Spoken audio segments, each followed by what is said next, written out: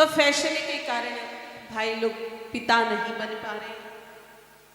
अब ऐसा क्या करें, अगर रिपोर्ट्स में प्रॉब्लम है, पिता नहीं बन पा रहे, तो कौन सी दवाई का सेवन करना चाहिए, इस पर चर्चा करते हैं। सर्वप्रथम उस भाई को सुबह उठ करके 7 महीने की गर्भवती गौ माता का गौमूत्र पीना चाहिए। गौ माता गर्भवती होनी चाहिए और गर्भवती गौ माता का गौमूत्र पीना है। एक बात याद रखिए, गर्भवती गौ माता का गौमूत्र केवल निसंतानता वाली जो बीमारी होती है उसी बीमारी में काम करता है, अन्यथा दुनिया की किसी भी बीमारी में गर्भवती गौ माता के गौमूत्र का सेवन नहीं किया जाता है। 7 महीने की गर्भवती गौ माता का गौमूत्र पे। दूसरा काम, 1 मूंग के दाने जितना चूना लाकर 1 कटोरी गाय माता के दही में, ध्यान रखना दही वैदिक पद्धति से बनाया हुआ है।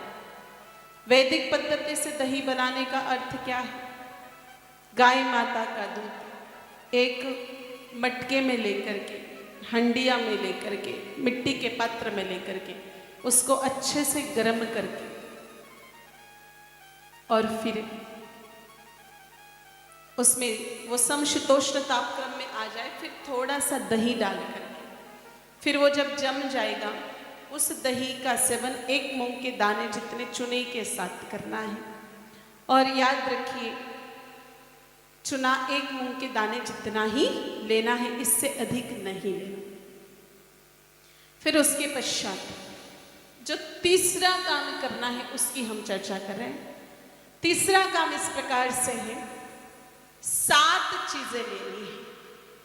पहली जो 6 चीजें हम आपको बता रहे हैं, उन 6 चीजों में सारी चीजें लेनी है 100 ग्राम।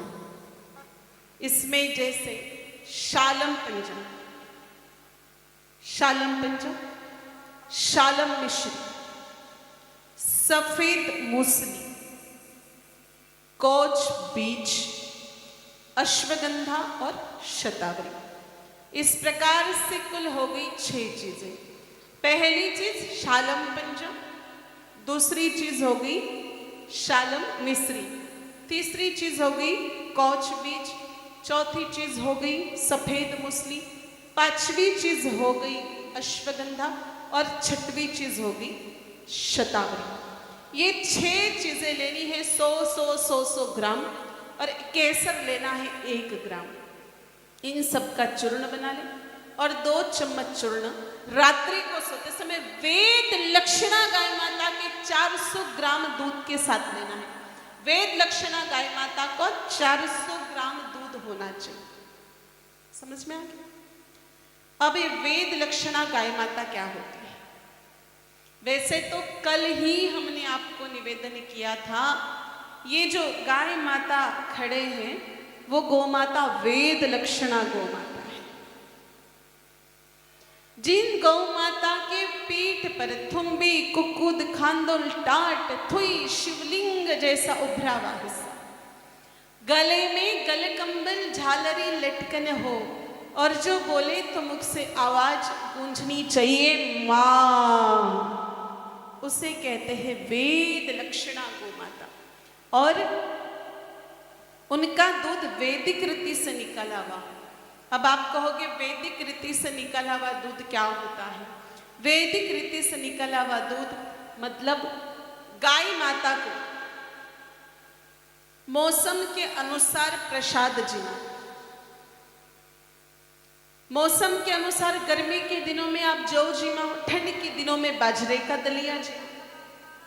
फिर उसके बाद में गौ माता के लिए अनुकूल छाया या हवा की व्यवस्था करें। उसके बाद में गौ माता को ऑक्सीटोसिन का इंजेक्शन नहीं लगा। बहुत सारे लोग गौ माता का दूध निकालते तो ऑक्सीटोसिन का इंजेक्शन लगाते, ऐसे लोगों को पाप लगता है। गाय माता का दूध निकालते। चौथी बात, 2 थनों का दूध पूर्ण मिलना चाहिए।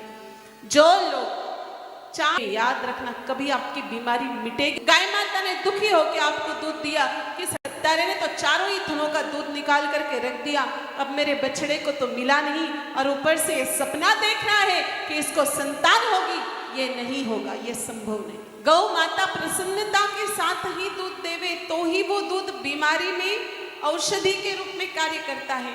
एक तरफ तो गाय माता का बछड़ा हंबाराव कर रहा है, दूसरी तरफ गौ माता व्याकुल हो रही है, और तीसरी तरफ आप कहा अपना निजी स्वार्थ सिद्ध करने के लिए बाल्टियां भर रहे हो।